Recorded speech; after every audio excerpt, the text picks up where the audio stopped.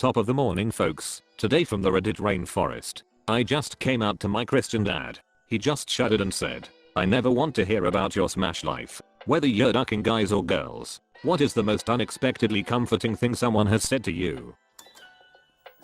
My first day of high school, my dad. If you come home drunk, malarkey faced, high, stoned, whatever, I will still give you a home and love you. But come home and tell me you made a girl pregnant. Find a new home.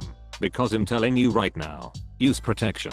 It's the weird things like that sometimes show you your parents care more than their routine drive safe. Love you. Thanks dad. When I went off to college, my dad said, son, it's okay to go to war. Significant pause. It's okay to dive into the trenches. More significant. Super awkward pause. Just remember, every good soldier wears his helmet. From the next room, my mom yells, just give him the box of condoms already. After getting divorced, my ex-mother-in-law told me, even though I have always hated you, you deserve better than that horrible human being I'm responsible for mothering. I hope you find someone better, or die in a car accident. Either way is good with me. If I was going to cheat on you, I'd just break up with you. Honestly, I have said this one before. It was meant to be more comforting, and there was a lot more context. But basically my girl at the time was freaking out, and I just said, look, I'm not a cheater. We're both old enough to be mature, and if either of us isn't not happy with the other, I know it, just break up with you, not cheat on you. Plus cheating is way too much work. My parents are very Asian. I was worried when my mom met my first girlfriend, who was white. She looked at me and said in Chinese, I have decided I want blonde grandchildren. My sister asked my mom what she thought of the gay marriage amendment. Her reply was, if gay people want to lose half their malarkey in a divorce, let them. You have a great penis for a nation. It'll take it. You'll give it. My father, for most of my childhood, was pretty hard on me about my schoolwork. He never beat me or anything, but he was always pretty stressed out from working 2 jobs. And being that both he and my mother graduated from Georgia Tech and are very intelligent people, so he had pretty high expectations from the start. It did not help that my big brother, while incredibly smart, was also incredibly lazy, and so dropped out of college his first year. So anyway, my dad was always hard on me about my grades. Whenever I got so much as a B, he would lecture me, angrily, about how I could do better than this. And if I got a C or a D, he'd yell for a good half hour about how I was being lazy and wasting my potential. So in 9th grade I got my first F. It was during the 2nd semester, and I was dealing with lots of social problems, with a bully pushing me around, and occasionally lighting my malarkey on fire, a friend of mine that had been diagnosed with cancer, and a girlfriend who had decided she'd like to smoke pot and sleep around on the weekends. This, combined with a lack of sleep during that time, and I was already stressed out. So when I saw the 53 on my report card, I almost had a breakdown. I knew my dad would want to see my report card and would get more pissed off if I hid it from him. So I left it on the kitchen table and hid in my room for the rest of the day. He brought me down a plate of spaghetti for dinner that night, sat down on my bed beside me, and sighed, kiddo, I'm not gonna yell. I wish you had done better this semester, and I know you can do better than you did. You're a smart ducking kid, and if you work at it, I know you'll be able to do anything you put your mind to. I just wanted you to know that, no matter what happens, no matter how much you succeed, or how badly you do at something, I'm always in your corner, and I'll always be just a little while away. If you ever need anything, I'm here for you, bud. One of my friends once told me that her girlfriend had a major crush on me in middle school. I did not know I was capable of being even remotely appealing in that weird phase. I discovered after leaving high school that there was a small horde of girls in my year and the year below who fancied the ass off me. I, like you, did not think I was attractive back then, but apparently I was. I was gutted when I found out. I'm glad I did not get that abortion. Thanks mum. Similar to this, in spite of my parents divorcing because my mother cheated on my dad, she said this to me the next day when I was 8. I'm happy I stayed with that asshole for more than a year. Otherwise I never would have had you. I understood what she meant at the time, and the context, and I can even remember awkwardly not knowing what to say in response to that. I got my period from my ex. I was going to kill myself the day I met you. Edit. too many responses about the same thing, so I figured I would just answer here.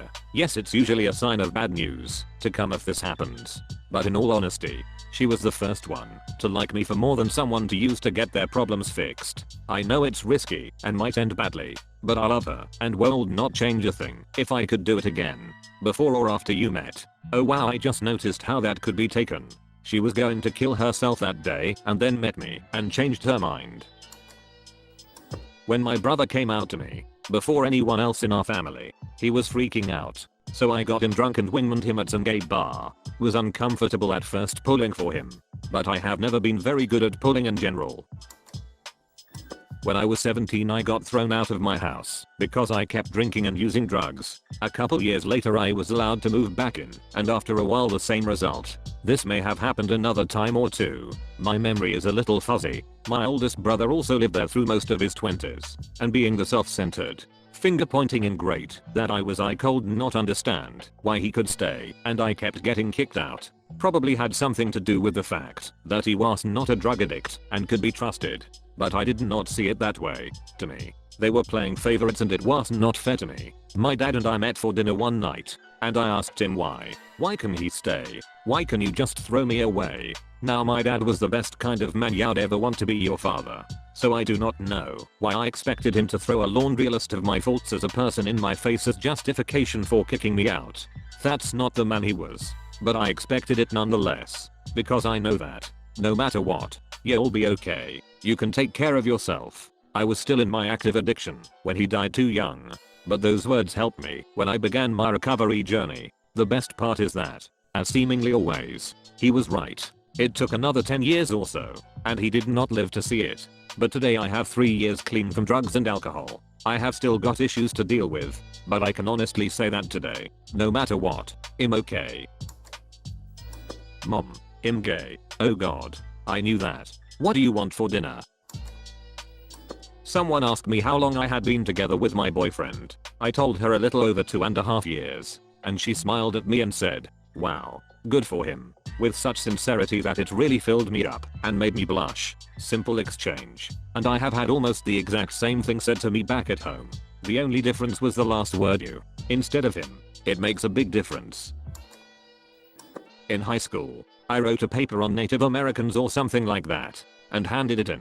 Took me 30 minutes, and I did it quickly and haphazardly. My teacher graded it with an F, because I plagiarized it, but I did not. I was super pissed off, and knowing that I actually wrote it, I stomped off to the principal's office to complain, and just left class in front of everybody. A history teacher who I had in the past, and would have again, and was my favorite teacher throughout childhood found out about this, and told me simply, if you did not plagiarize it, then you should be proud Mrs. Dutch thought you did. I think about that every so often. And I, after writing professional emails or whatever, am always complimented on my writing style. Reddit excluded from that, of course. I'm terrible at writing papers. I had totally forgotten about an N102 rough draft due later that day. I quickly bull malarkey 4 pages and send it in. The professor tells me that, while I missed the point of the paper, I did not even have the prompt with me when I wrote it, that my actual writing was good. Even though I had to rewrite the entire paper, I got a huge confidence boost from that. My dad told me, at the age of 17, that no matter what I do, have sex, get into fights, or run off and join the military, that he'd always love me, but if I got involved with any hard drugs, he'd ducking kill me. It was one of those moments where I could tell that he really cared. Son, I trust you, and I'm proud of you, but if I come back to my house and you are having a party where my house is being destroyed, I will kill the first person I can catch. My dad when going on vacation with my mom. Well, I was plenty careful when having parties over our house. Everyone dies eventually. That's just what happens. My mother told me this when I was 8 years old, when I was worrying that everyone is going to die around me. For me it was a comforting sentence, because I realized I was not going to be left alone here and others who I love would be going after me too. My dad hates teachers and is hard to make proud. I remember years ago right before college I decided to change my major from psych to education and he said, I believe that's a great fit for you. Knowing that he hates teachers, I give him malarkey, but I kicked ass in college. Graduated at the top of my class at one of the best colleges of education in my state. Got a master's degree and I'm now the most badass teacher ever. I did not expect him to support my decision. Yet he did, and it will always be a pivotal moment in my life. Conversation at the dinner table. Dad, I'd rather you come home and say you're a lesbian than come home and say you're pregnant, mom. OMG, do not say stuff like that. You're not a lesbian, are you? Dad, hush. Was never in a closet, but good to know dad would have had my back. Sorta. After a really bad breakup, girl I was dating for 2 months put her hand down my body, who made me extremely self-conscious. Pants while she thought I was asleep in the same room. The girl I had previously been dating kept texting me like every day all kinds of stuff. X, you don't own me and I'm tired of all your possessive bull malarkey, etc.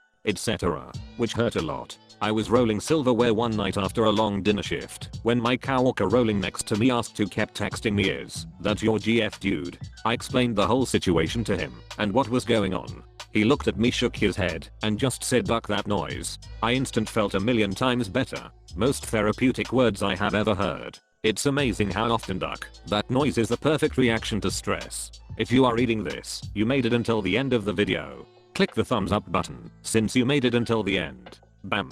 On screen there should be some more videos similar to this. So either go do something else or watch more videos. That's about it. There is no more here. What are you waiting for, a secret message or something? Okay. This is not a secret, but subscribe for more videos like this.